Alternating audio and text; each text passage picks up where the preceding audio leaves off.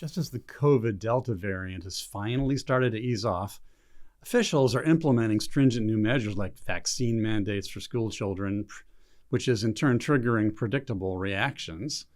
And talk about reactions. At school board meetings around the country, parents are erupting in reaction to that and also to racialist theories in their kids' classroom. And then there's a looming new federal response to all that. And to top it off, for totally different reasons, congressional leaders are cowering in bathroom stalls, while leftist agitators demand that they get their way on spending and infrastructure and much more. Well, we're going to talk about all that on today's episode of The Independent Outlook.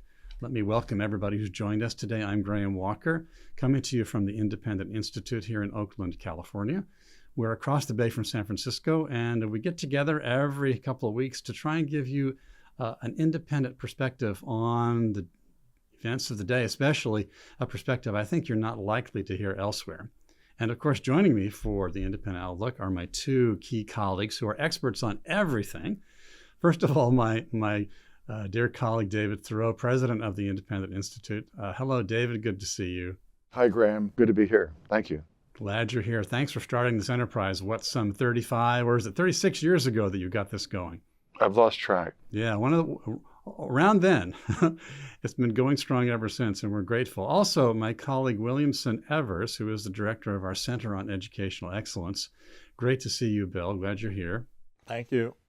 And of course, we can tell that Bill is a serious thinker by looking behind him to those bookcases. I mean, wow, the amount of learning back there. So we're looking forward. Some of them are reference works. Oh, okay. Good. We'll keep that in mind. Well, okay. He only reads the reference works. Well, that's good. Yeah. We know that he's well backed up and well sourced. So my most recent article has 75 footnotes in it. Ho ho. The footnotes are pretty heavy. Yeah, we should hear about that maybe a little later in this conversation. But first, let's talk a bit about what's going on in America's classrooms. Apparently, California officials are ready to require all the K-12 schools to implement a vaccine mandate in order to attend class. Although apparently the mandate is itself contingent upon some final authorizations from the federal government. And in addition, I just heard on the news this morning, radio news as I was coming into the office, that Los Angeles County has apparently about to adopt a new vaccination requirement to enter into public places in Los Angeles County. You're going to have to show your Vax card to get into venues, stores, gyms, arenas, and whatnot. What's going on here, and what do you think about the part about vaccinating children? Whichever you wants to start on that, I'd love to hear from you. Well, first of all, this is just like France or something where they have these vaccine certificates, vaccine passports. Now that's what's going on in Los Angeles. And it's kind of crazy because there are lots of places, there's lots of vaccinated people who aren't going to get a severe case, and the unvaccinated should stay away from places that are going to possibly have problems for them. As for the children are not getting COVID-19, certainly not in serious cases. When they did these studies on this young people having the vaccine, they did not do a safety check. They just checked to see if it produces enough antibodies that are similar to when adults have the vaccines. Mm-hmm. So they have the safety data, and of course a lot of kids are going to get it, so I guess we'll see if it's unsafe. But this is a brand new vaccine, and if something goes wrong, these children have a long life ahead of them. So it's not really indicated given the lack of severe cases for young people. It's part of the panic and the lockdowns and controls and micromanagement of lives that's going on with this pandemic. So I think it's unfortunate that California has decided to be on the leading edge of pushing people around. No, it's interesting too, because in California, California is apparently doing the best of almost any state at the moment for rates of infection and hospitalization. So I'm glad for that. And I've had my vaccines, and I'm going to have a booster shortly. But it's still, the problem is that this is a seasonal, regional thing that goes in waves. And to say, the Northeast or California is doing well now, well, the South is receding, and so the North is now Northeast is starting to pick up. So we're in these waves, and I think, California is overdoing it. I think there's no doubt about that. David, some people have suggested that there's ethical issues with these mandates. Any thoughts on that subject?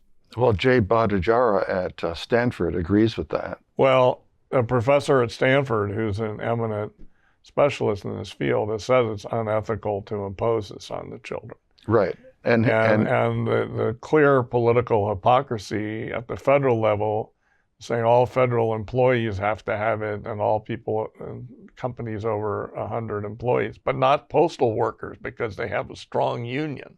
Oh, that's right. And in California, likewise, except prison workers, because they have a strong union. Yep. And I mean, in that case, it's really crazy because the prisoners in the prisons are stuck there, and they can't exactly just go outside or whatever. They're trapped with people. And I should think that social distancing would be a little tough in prison. Well, I don't really know, but all I do know is it seems like a prison would be like a nursing home or something like that, where you would want as many people vaccinated as possible. So David had a comment on the clearly mandates. a union thing. Clearly a union thing. The mandates are essentially undercutting trust people have in public health officials because they keep on changing their tune. They can see that the claims do not measure up to the facts. And it looks like it's just a policy to control people for the point of controlling people. And if you don't agree, if you don't conform, then you are essentially what a growing number of these people are saying, that you're the unvaccinated are terrorists. They need to be rounded up and dealt with in some way. Speaking of charges of terrorism, we had a memo from Attorney General Merrick Garland, he who almost made it to the U.S. Supreme Court and is supposed to be He was this close. He's supposedly a man of great judicious temperament, an even-keeled, mild-mannered, sober individual. So he sent out a memo saying that so much bumptiousness is going on in school board meetings that people should report it to the FBI's Terrorism Watch Center. Yes. And, they're setting up all the different divisions of the Justice Department, the Criminal Division, the Civil Rights Division, this, that, and the other division, together with the FBI, are going to have a task force on this. They're going to train all school officials around the country on how to combat bumptious meetings and dissident speakers. And they're going to see what tools of federal law enforcement can be brought to bear to stop vehement meetings, and maybe to stop, violence or direct threats of violence. But the thing is, that is not a federal matter. There's no general police power in the American constitutional system. The states and localities have police power. Right. They're trying to use the Patriot Act and other measures. The National School Boards Association kind of triggered this they and the National Association of School Superintendents, District Superintendents, put out various communiques, and they said, you should use the Patriot Act, you should use the Hate Crimes Act, you should use the Guns in Schools Act, you should use the conspiracy to take away rights statutes, and all these different things to bring to bear to stop the protests about masking, about critical race theory being taught in the curriculum, and about what the schools call equity issues, but which mean rigid egalitarianism being imposed on the children. You know, Bill, I actually, like you, I guess, I went and got the actual letter from the National School Board Association here, and I was looking it over, trying to see if there's some way I could understand the case they were making. And here was my thoughts on that letter. That was pretty funny. My thoughts are that the letter cites a number of instances which are, in fact, troubling and may require a police response. Yeah, there's the letter, right? So, for example, they actually do cite some physical threats. Okay, so take care of them. Yeah, but you know, they don't need the FBI. Graham, they claimed that some man had a Nazi salute. Yes, they say that. But he was mocking them. He was talking about them being like Nazis. I know, exactly. Right, Exactly. And so this whole thing is contrived. It's really at the behest of the teachers' unions and the administrators and so forth to silence people. So here you have an educational organization and the leadership of these educational units and districts and so forth saying that free speech will not be tolerated. That's because they say this behavior in these school board meetings is interference with interstate commerce. They do say that. Yeah, that's right. Because that's the only way they can justify federal intrusion. Yep. And it's a pretty thin way of doing it. But it also, it shines a light on, we've talked about this numerous past independent outlook programs, is that progressivism is really authoritarianism. They want to centralize power. They don't want dissent.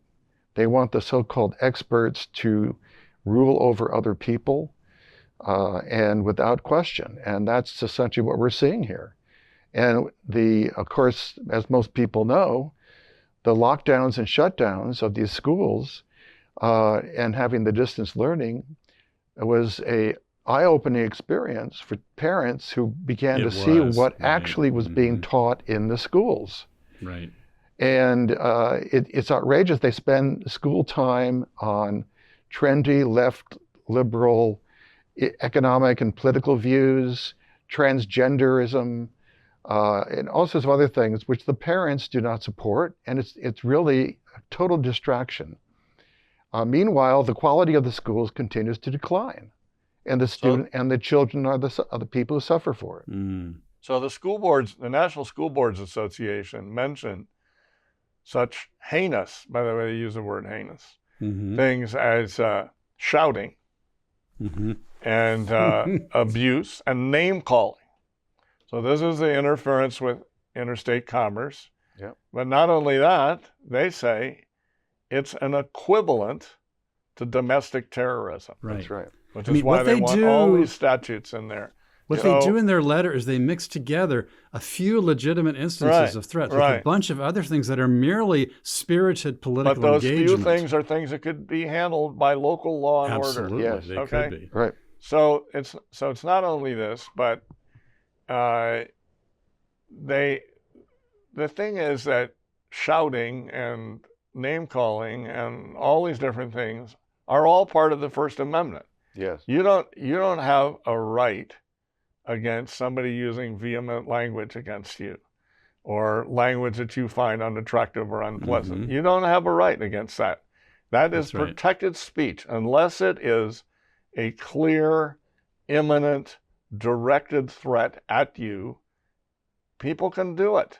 Okay. The School Board Association says the problem was that these people were angry and that calls for a federal response because they were angry. They're angry because they disagree with what you're doing on masking and critical race theory and equity. Right. So Andrew McCarthy, who is an attorney, former federal prosecutor, comments a lot on Fox News and in National Review, made a very good point. And he said, the thing is, they really know that they don't have a federal leg to stand on here. They don't have a constitutional right to be doing this. But as with using the IRS to harass conservative and libertarian nonprofits under the Obama administration, What they do is they threaten to investigate. They they institute some investigations. The burden of anticipating this possible investigation, the burden of coping with an investigation if it happens to you, intimidates you. It's what it prevents free speech, and it blocks it. And so they're doing something.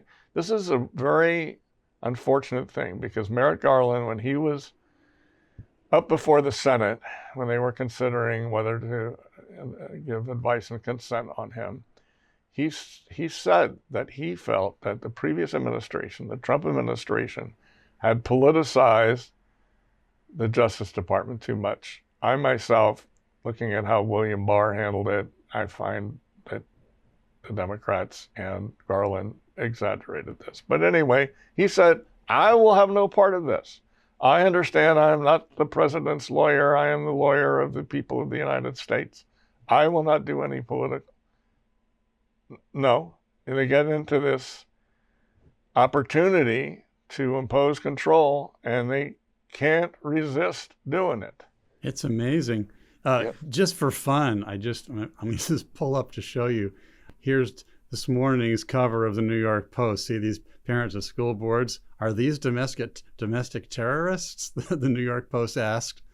That's the front page, yeah. That's the front page. Outrageous. FBI targets angry moms. And as I said, they're literally responding to the National School Board Association, complaining that the anger of moms constitutes something that is the equivalent of domestic terrorism.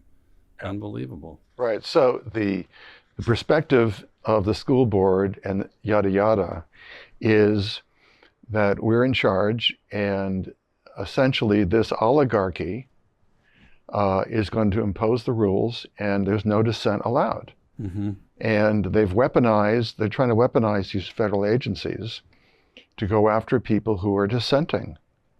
And the view of the public schools being owned by the public is shown to be a total lie. Mm-hmm. Right? So it's run by the unions, it's run by this oligarchy, including the Washington establishment, and they don't want to have any criticism of critical race theory and et cetera. Not only that, the letter from the National School Boards Association says, no critical race theory is being taught in American public schools. Which is just false. That's right. That is so not true. Not true. And so again, it's this arrogance. It's like Fauci and Collins at the National Institute of Health claiming there's no gain-of-function research when they're funding the whole thing and have been doing it for years. And they've lied. Well, I just wrote the same kind of attitude. I just wrote a paper with Zev Wurman on critical race theory in mathematics instruction in the United States K-12 schools right now, and how it's been coming in over the last decades, certainly since the mid-1990s. So it's just not true. They're feeling hurt that the accusation is being put against them, right. Instead of people just accepting what they're doing.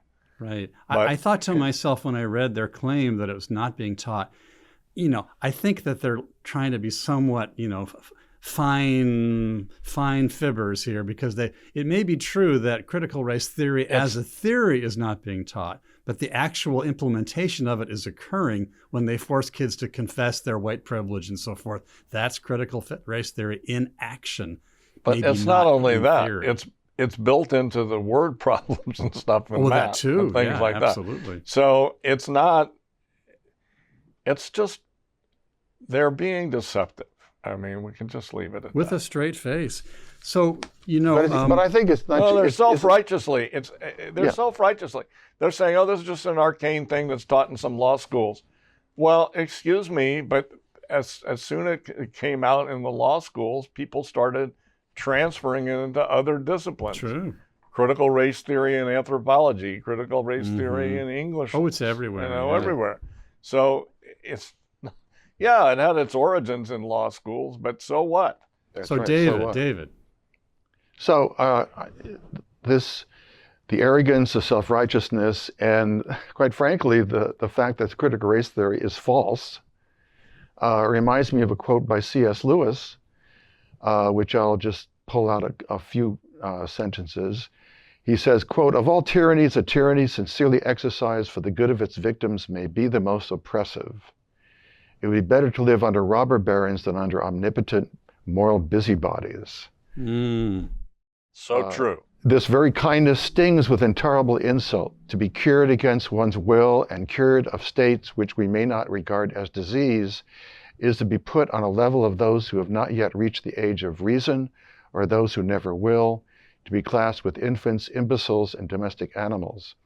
And it's this kind of arrogance and dismissive quality of the sort of ruling group, this political class, getting back to Angela Codevilla, that people are seeing. And it's shocking to see the extent they're willing to essentially double and triple down on it. I think a lot of it is also motivated by the fact that this blob, this oligarchic existence, was so shocked when Trump won and was overturning many of the sacred policies and certainly arguing against many of the sacred narratives, was so shocking and horrifying that they're on hair trigger, and they're willing to go to extreme measures to shut it down because they're afraid they will lose control. So it's and that will be the end of their ability to implement these policies. Mm-hmm. So it's interesting. David talks about the arrogance and the self-righteousness. It's interesting. There's all this big budgetary and fiscal and debt crisis going on in Congress. And you see this manifested in the attitudes there. So you have the debt limit. So there's a limit to how much the United States government can borrow, and they're about to run up against it. And the Democrats have the votes to do this through reconciliation, but they don't want to do that. The reason why they don't want to do it is, one, they don't want to assume the responsibility for expanding the debt. Yes. But the most important reason is, if they go through reconciliation, you can pass amendments, or you can bring up amendments and force people to vote up or down on the amendments. So somebody can take this giant package that they want to have passed without any scrutiny of the parts and say, well, I want to take out one thing or another of all the controversial things in there and demand a vote on that specific thing. And for political reasons, the politicians, of course, shy away from any tough vote. So they might, the president even acknowledged this in his speech, chastising the Republicans. He says, you're going to make us vote 100 times on the issues. Well, so they should. What are they being paid for? Well, they'd rather hide it in an omnibus presentation. Yeah, exactly. And none of these people have read the whole measure anyway. That's right. So that's the debt thing. And then they have the infrastructure, which is way too big anyway and filled with borderline topics and so forth. And then they have the $3.5 trillion social policy Build Back Better bill. And I'm getting confused. There's so many $1 trillion packages. My packages are getting confused. So they're talking about means testing, maybe the education thing. So that's free preschool, free college, on and on. So these things, they might means test. So Manchin said, I want everything mean tested. I want it 1.5 trillion. Still a lot to all the three of us. Wow, I'll say. And, and so they're talking about all kinds of gimmicks. We can front load the money, but backload the spending, or front load the spending, backload the taxes. Mm-hmm.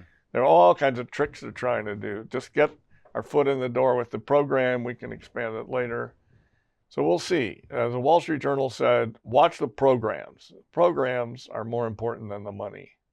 So watch what programs they try and lock in so that they become entitlements and we can never get rid of them.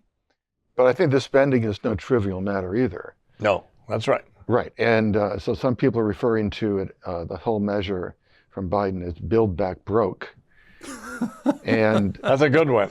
So I think that more and more people are beginning to see that this is a scam, and it's going to put themselves and the economy and their children, their grandchildren in serious risk. Things that people have expected, like produce that's delivered to supermarkets and reasonable prices for anything, housing and food and so on, are already increasing at a very disturbing rate. Right. And nobody there's seems no to want to explanation. talk about. Oh, there is an explanation. The broad money supply is Right, but there's growing like crazy. There's no actual accounting Right. that's been shown of how they're going to fund this, and that's why they're claiming it costs zero. That's amazing. That's Right. so amazing. They have preposterous ideas about all the unpaid taxes that they're going to squeeze out from someplace, and then they think they're going to be able to tax the rich without the rich trying to figure out how to not have to pay some huge additional burden of tax. The rich will pay tax consultants. Right. So there's That's a what push. they do. There's a push to get the Treasury, or maybe it's the Fed, I forget, to issue $1 trillion platinum coin. Yeah, I think So they just set they set the price of the coin at $1 trillion, and everything clears. right. I mean, it's amazing. The what they thing think. is that will look so clownish and foolish right. on the So part of the United clownish. States. I don't think they're going to do that. I don't think so either. But it's amazing how many people were pushing for it. Oh, a lot. That's right. So when all the kayaks were coming up around Senator Manchin's boat in the Potomac harbor where he moors it, they were upset with him. David, or maybe Bill, but probably David, you can tell me, what exactly is their gripe with Senator Manchin? I mean, he wants trillions of dollars of spending too, right? He has indicated that he won't go for the current measures as Bill has so well described them. The attack on Senator Sinema in Arizona, which is going to the ladies' room, it's the same kind of tactic. And they're trying to basically say, you won't be safe. We will go where you go, and we will not just embarrass you, but put you in a threatening situation. Embarrassment, but certainly in the aftermath of the riots, not this summer, but the previous summer, was an indication of what they will then claim are peaceful protests, legitimate expressions, as Kamala Harris and Biden. Part of the process, as the president said. Part of the process. But these are That's right. Democratic senators, these two. I mean, these I are know. Democratic Yeah. senators whose It's not- election was celebrated by... It's not like BLM protesters roughing up Senator No. Paul. No, these are fellow Democrats. The person who attacked in the restroom said, well, I'm not sure she was telling the truth since she was a New Hampshire field director for Bernie Sanders, but we rang doorbells for you. We voted for you. Yeah. Now you have to do what we say. Well, okay, that's an interesting theory, but both Sinema and Manchin did not pretend when they were running for office that they would behave any differently from the way they are. They both ran as moderates, even though Sinema has a left-wing background. She indicated clearly that she had evolved from that and that she was more in the center of the party. And the same thing is even more true of Biden. Biden did not run as a member of the squad or these measures.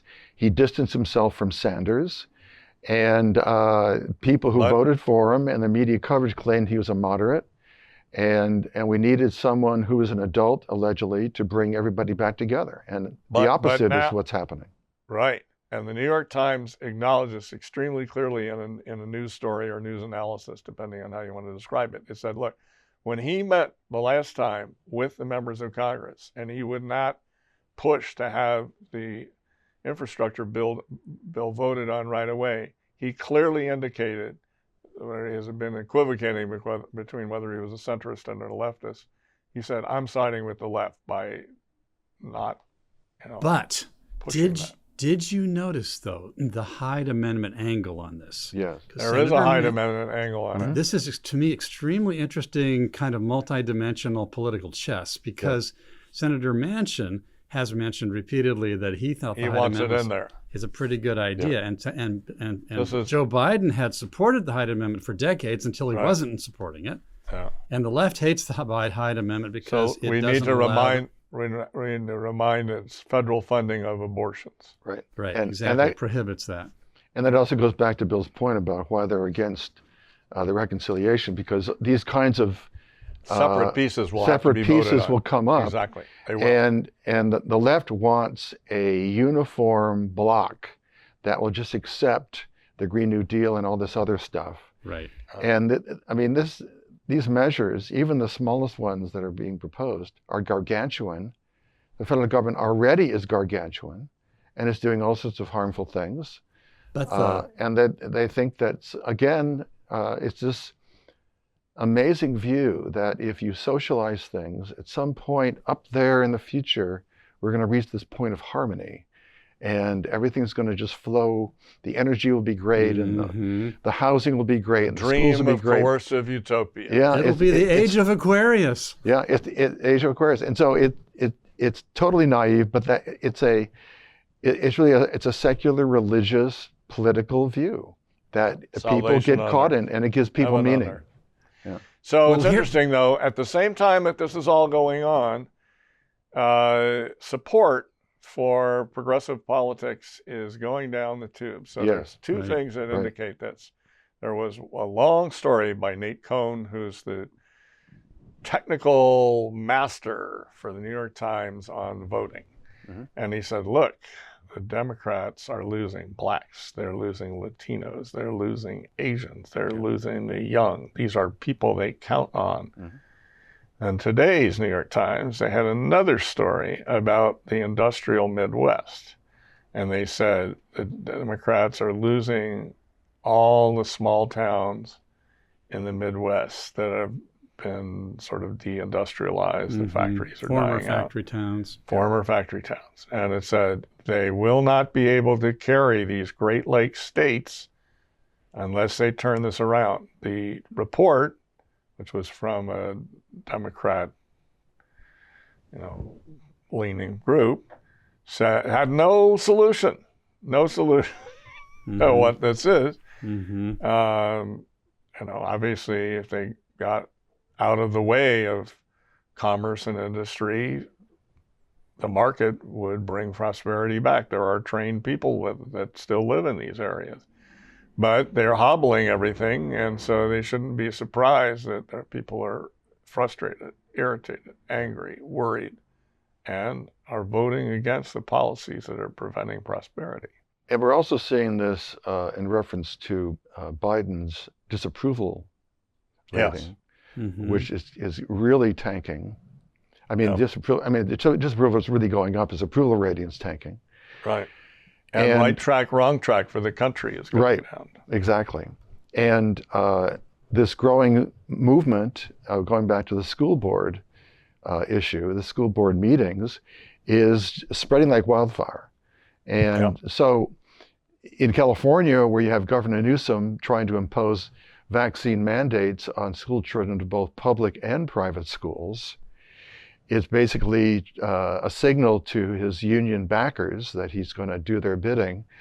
There are a couple of interesting things about it. One is it's really folly because on the one hand, they think, well, the parents have no option then. They can't go to private schools.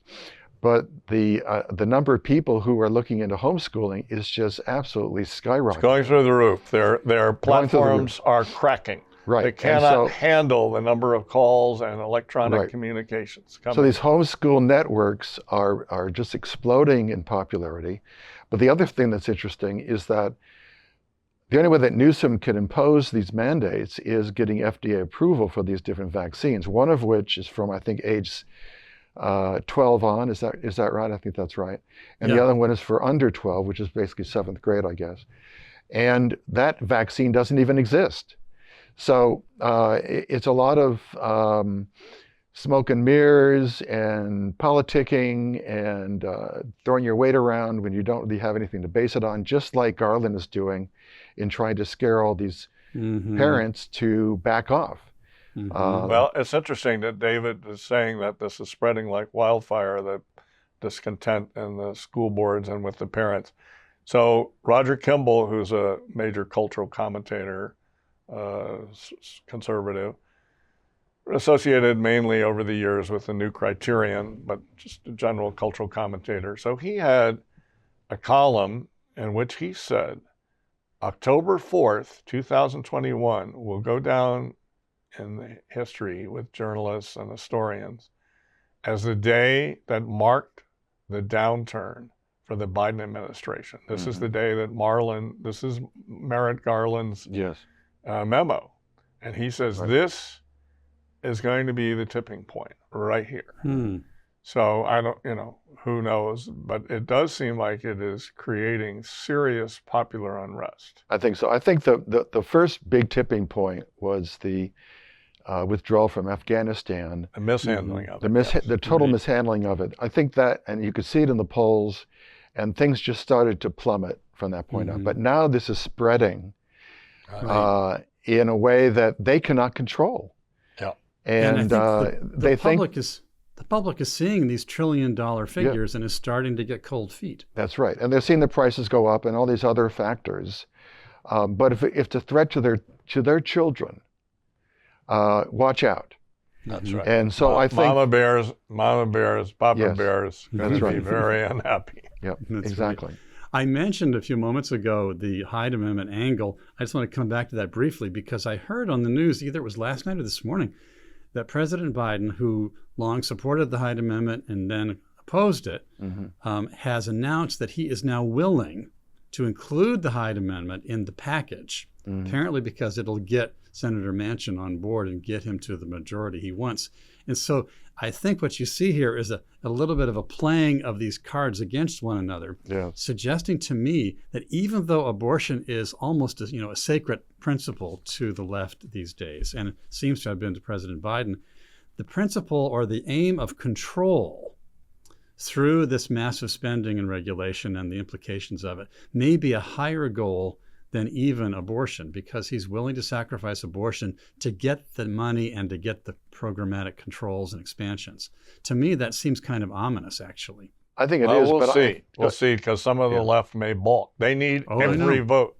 I know they do. Yeah, That's they right. really And do. also, this hasn't stopped the Department of Justice filing lawsuits against the state of Texas. That's right. So I think they're trying to mix it up a little bit. You have it both ways. Right. And also, they're also thinking of pro-life constituencies, especially Catholic Democrats. Right. And, they see what's happening in the polls, and they're just trying to do whatever they can. And, of course, Biden knows that he's thrown his weight behind this gargantuan spending and controls and all this other nonsense. And if it doesn't go through, what do they have? Can I give us a moment of comic relief before we go on? It's a moment of comic relief because there's this fascinating recording of President Biden from day before yesterday talking about how there is this opposition growing and Senators Manchin and Sinema are getting, lots of static and attacked and so forth. Peter Doocy of Fox News asked about the treatment of the two senators, and he said, well, it's sort of typical these days. The only people who can escape it are people, like me, who have the Secret Service to protect us. That's what he said, yeah, right. And then he said, it's just part of the process. I don't really approve of it, but it's just part of the process. And so you should accept it because this is the process. What I found odd, though, is that President Biden says that it's part of the process to have people harangue you while you're in the bathroom. But he's sending his attorney general to tell parents that they can't speak angrily at school board meetings. Right. Yes. I think there's something weird going on here. And what if the press corps got up after his talk when he refuses to take questions and walks off the podium, and they followed him further into the White House and just haranguing him? I don't think that would be very exciting. I think he would be very happy about that. Civility is an important thing that should never be it really abridged. Is, right? But there's a point where at these school board meetings, these boards are simply not responsive, and they're dismissive. And what was it Loudon County where they cleared the whole room with the police? Yeah. So there's some other interesting things that are going on out here. One is this whole controversy over Facebook. Another that struck me as not probably something that people picked up on the radar was the arrest of the former president of Georgia in the Caucasus when he returned home. And the last is some of this collusion stuff, some of this Durham stuff. What is happening? I don't know if we can get to all of these things, but let me do the Georgia thing. Since do the Georgia thing first. The most obscure. So this man had the presidency after Shevardnadze. This man became president. He has a Georgian name that I can't pronounce, but it ends in Gashvili, like many Georgian names. Saakashvili. There we go. Okay, thank you. And he was a fascinating guy. He favored rule of law. He cracked down on corruption. He tried to bring in business. He regularized taxes. He may have ended up with more taxes than the government was previously collecting, but that aside, he tried to defend freedom of the press. He may have been a bit heavy-handed in some of the anti-corruption stuff, and that may be partly what's coming back to bite him, but I think it's mostly just resentment by the former beneficiaries of corruption that he's decided to return. He actually went and worked in the Ukraine trying to end corruption for quite a while. And so here's a guy who in many ways has classical liberal values, and he's being arrested when he returned home to his country. So that's kind of a unfortunate development that's not really being noticed in the wake of all the many, many things that are going on in the world. And not far from the debacle in Afghanistan. Right. Right. So dissent in Georgia is not tolerated. Right. Right. Yeah, stunning. Stunning. So the issue of Facebook, I'll just throw in one thing, is that there's this whistleblower, right, this woman, and her complaint was not that Facebook was censoring people or deplatforming or whatever. She wanted them to do more. Much more. Right? Much more, right. She even showed how she could do it herself. So she said, this is, so Instagram is mainly a picture thing. And so some people, particularly teenage girls, apparently compare their looks to other people's looks. Now, I personally think this has been going on for time immemorial. Yes. I mean, men seems likely. say, gee, I don't look as great as Cary Grant, and women have the same phenomenon. They have models of beauty and they say, well, I don't live up to that. And they're not completely happy about that. But to blame electronic means for this, it just reminds me of people blaming juvenile delinquency on comic books in the 1950s. I mean, it may have some minor influence on it, but that's not a reason to forbid comic books. And so, as David's pointing out, this lady wanted additional heavy-handed editing by Facebook of all sorts of posts. I don't know, as Facebook has gotten into doing editing, it increases the demand on everyone's part for more editing. Mm-hmm. And the old freewheeling Facebook that we used to have is going to be slowly disappearing over time. Yeah, we had a freewheeling Facebook, and I think, David, you have explained some of this to me before, and it might be worth a brief reminder. One of the reasons for the freewheeling character was because Facebook was granted special immunities, were they not, by the Federal Communications Act.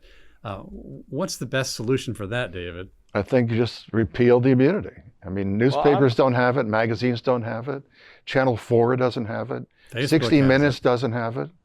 Why should these other media have that?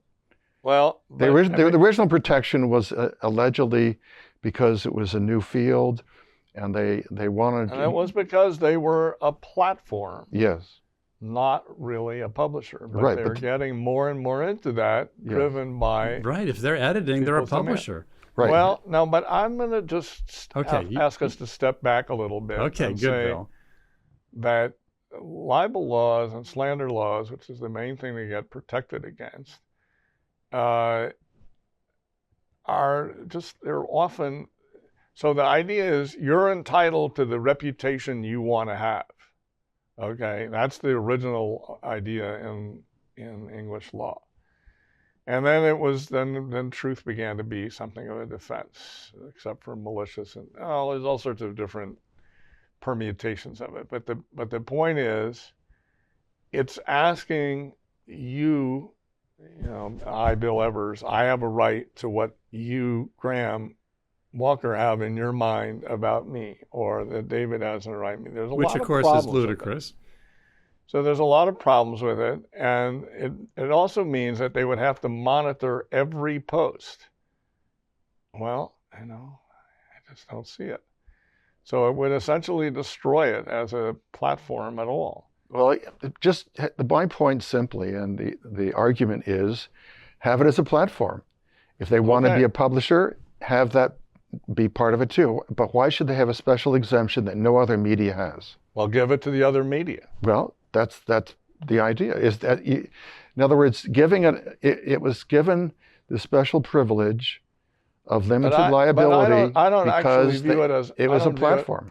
I don't view it as a special privilege. I view the people having the special privilege as the people who don't want their reputations tarnished. Then why? In other words, why they're like the school boards. Yeah. The school boards are complaining that someone is yelling, that someone is discontented, that someone is name calling. Okay, that name calling is the same complaint that these people have against Facebook. Oh, somebody is complaining, somebody is name calling, somebody is shouting. I don't like that as a basis for a free society. I agree, but my point is that then you need to apply it to newspapers and magazines. I want to. Yeah, well. Or at least take the libel and slander laws and much more carefully tailor them to. I'm not against that. I'm complaining that they're given special privilege, and then they receive huge subsidies from the government to do the government's bidding. The subsidies thing is a separate question. We can say no subsidies, right? But we can also say that we don't want what both the left and the right are currently pushing. Misinformation. You're not allowed any misinformation. You're not allowed to allow incivility. You're not allowed to name call during political campaigns. This is what we're going to get. I don't disagree. The libel stuff is going to be either impossible to police, and so they're just going to ignore it, or it will shut the whole thing down. Right. I'm not disagreeing with that at all. What I'm simply saying is that if you have a system in which the government is heavily subsidizing, and it's not just Facebook, it's Amazon, it's Twitter, it's Google, and so on. And then at the behest of those in power, the oligarchy, they want certain people deplatformed. Right. There's no doubt. Like President Trump. Trump was deplatformed. Was it because of something he said? No, it was because they didn't want him to be visible. There's no doubt that Facebook is allowing itself to be pressured by left-wing politicians and activists. And it's even saying, do it to us more. Right. And I would add that in its statement in response to this whistleblower thing, Facebook begged Congress to regulate the internet. Yes. So why, you think, oh, well, my view of business is that they don't want regulation. No, this is a gigantic established company.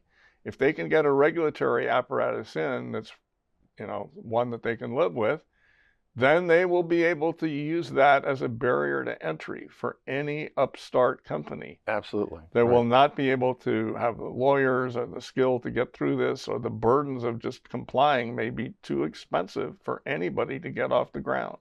So they're all for this. Hey, throw me in the briar patch, as Peter.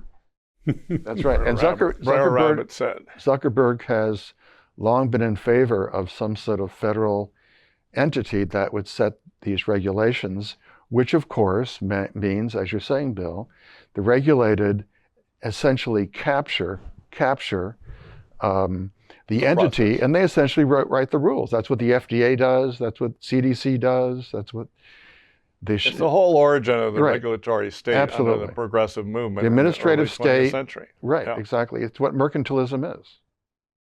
Okay, so Can you comment maybe here in the last bit here, Bill, about this interesting piece you drew to my attention earlier from the New York Times by Ross Douthat, where he says, cheer up liberals, you have the America you wanted. What was the point of that? I was kind of intrigued by that. Well, he has several different things. One is, he says, the old automatic America policeman of the world thing has kind of gone away. He kind of misses it, I think. But anyway, he says, hey, that's one of the things that present day liberals wanted. They've got it. Then he goes into some other stuff. And lastly, he says, the big spending regulatory state that liberals have been asking for, they've got it. Manchin is to the left of President Obama. Right. And so why are liberals a bit despondent? They're despondent. They're kind of in a funk. They're kind of in a dark mood. Well, maybe they don't like what they've created here. Maybe they got what they asked for and they're complaining. That's the point of the column, the op-ed column. And I think there's truth to that, but I also think that they are afraid they're going to lose it. Yeah. And they are. In his column, he's also wrong about liberals wanting disengagement of military operations around the world. Liberals have been the people who progressives created this in the first place, and they've pushed it for decades. I agree, but that is what he was saying. That is what he's saying. And he also made the comment in the other piece that you drew to my attention about how there's a strange reversal of roles in politics these days. Oh, yeah. On Very COVID. interesting. Yeah, on COVID and maybe some related things in that the left used to be celebrating the frisson of resistance to authority. Right. And now when those in authority are requiring masks, vaccines, and critical race theory, suddenly the tables have turned and the left now is against resistance to authority, no longer celebrates it. This is a very strange turn of events. From So he wrote this columnist, The Weird Politics of COVID-19. But there's a funny cartoon that's circulating, and it has two Volkswagen buses. One is from late 60s, early 70s, and it has peace symbol on it, and it says resist authority, up here is authority, we won't obey, resist, whatever on it. And the other is from the present day, it's obey authority, put your mask on. We love the FBI. Right. We celebrate the CIA, Brennan, whatever. So it's sort of showing one of several possible things. One is maybe somebody was insincere and all they really wanted was power, and now that they have it, they don't want anybody resisting. Or it may be that people are getting older and they are getting conservative and grumpy and something. It could be any of them. Anyway, it's a funny cartoon. I mean, the whole situation does, I think, drive home a very important point from a philosophical point of view, which is that a commitment to a civic order structured by law and privileging individual liberty is a very hard thing to attain, and it requires a very careful cultivation of allegiance because people are always slipping off. Yeah, they always want an exception for themselves. Exactly. And therefore, holding on to the advocacy of the rule of law and protection of individual liberty constantly requires effort because people, they want to misuse it. They like the rules. Eternal vigilance is the price of liberty. Exactly. Why don't we say something about, did we in the last segment say something about Angela Codevilla? We did, but a little more might be said here at the end. I think some more could be said because there was a very extensive obituary for him in the New York Times, which I thought, it wasn't friendly, but it certainly made a serious effort to expound his views. Maybe, David, you would like to talk about this.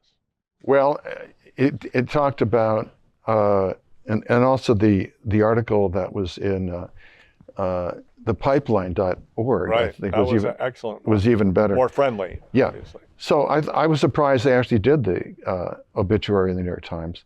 But basically, they traced his development of his ideas and what led him to describe the American political system as not a democratic system, but one that is broken into these two groups, the political class and the country class, and that the country class continues to grow, and the political class is not happy about it, and they try and crack down, and that alienates more of the country class.